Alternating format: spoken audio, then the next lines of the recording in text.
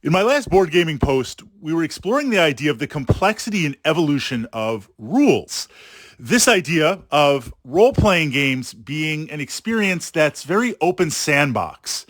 Essentially, it might not always be the best idea, but you can interact and do whatever you want with your character. And with the rules to facilitate that, the dungeon master, the game master, determines if it's possible and the outcome modified by dice. But this idea of an completely open world to navigate. Well, that comes with a lot of preparation time, a lot of layers of rules, different understandings of your character class. There's a complexity there. This idea of a board game being able to take that openness, to take that experience and distill it down to something that not only can play in 1, 2, or 3 or 4 hours, but also give you that open sandbox focus. That has always been one of the goals, whatever, if it's sci-fi, if it's fantasy, if it's modern. So as board games have become more and more complex, and not only complex but refined with the rules, a lot of games really come close to capturing that. So then that leads into components. Certainly over time, board games from that perspective, there's some board games that I have where if we put them side by side next to some miniature war games that I have, some skirmish games or some combat games, you kind of wonder, like, is this a board game or is this a miniature skirmish game? A perfect example, and I love this title, Conan, the board game. It plays as if it's a skirmish game. The miniatures on the board itself, on the map, it looks like it could be a skirmish scenario.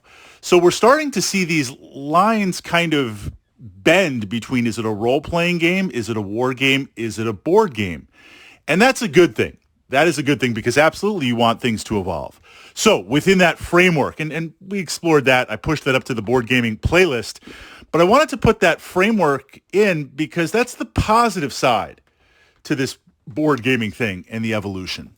One of the other things that I've noticed, and two titles that I've recently acquired, and I'm enjoying them so far. I mean, we're only about 8 or 9 or 10 plays in.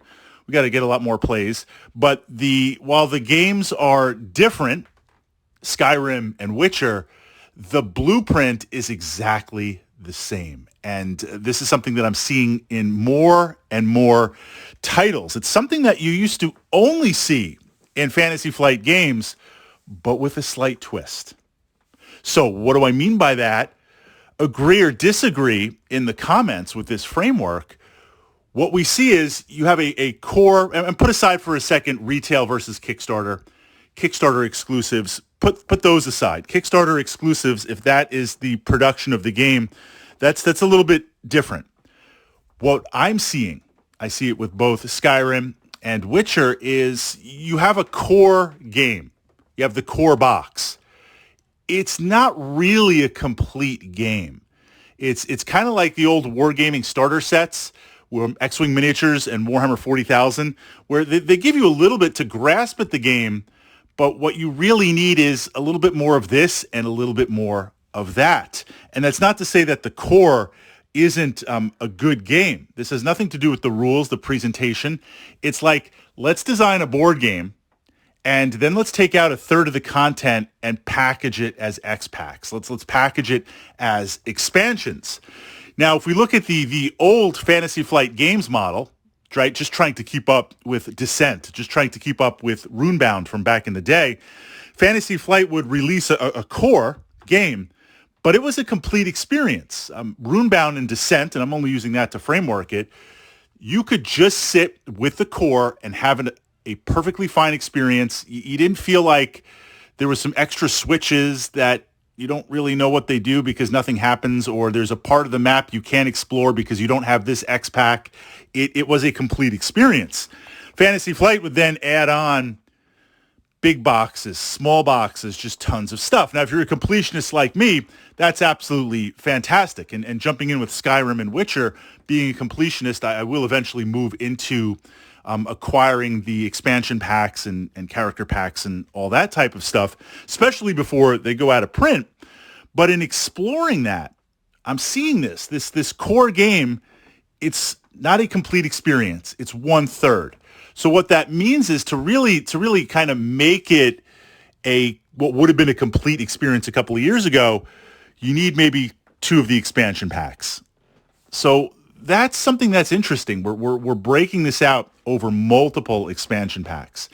Well, then we get into further expansion packs, characters, more monsters, more modules. And, this is a good thing because I find that if you really like the game, put aside if you're a completionist with poor impulse control, if you really like the game, it's natural you want more content. You want to be able to explore more variety. That's the second thing. If we go back to the beginning of the framework where we explored this idea of trying to capture a role-playing game experience, that complete freedom, along with something that the game runs itself and we can play in 1, 2, 3, or 4 hours. Kind of the other thing that modern board games are trying to do, and doing it very well, is to have replayability, to be able to sit down when you reach a point, and how many plays is that? 10, 15, 20 plays? When you sit down and you're like, look, I know the rules, I know the optimization, I know a lot of the quests and what to do, by having different monsters, by having different quests, by having radically different characters that you can play, while it's the same framework and the same rules, now you really, really know and really, really have all of these different options. Replayability is very, very high. So I understand that one of the ways that you supplement replayability is to release more adventures, more game packs, more scenarios. That's good. And we want a lot of those.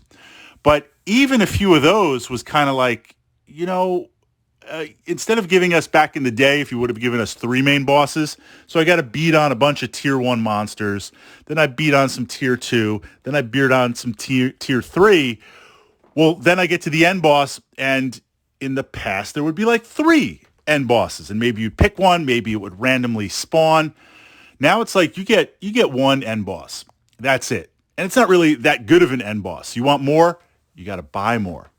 So it's this shifting and moving of core content that take that core game and take a third of it out and repackage it as 2 expansions and then further build on that, which is an interesting shift. So now I find with many of these games like Skyrim and Witcher, I've got the core box and Dark Souls too. I love Dark Souls. I've got the core box, then I've got this box, then I've got this box, and I've got this box, and I've got this one. I've got like 6, 8, 10 boxes for one game. It's an interesting shift in the model. So as a board gaming enthusiast, what do you think about this shift? Do you agree or disagree? And where do we see that going with board games? I don't think you're going to go back to a solid core box. I think just we're beyond that, and it's going to be a stripped down box, 1/3 box, and you're going to have to pick up 1 or 2 supplements to get that 3, 4, 5 years ago experience of a core box.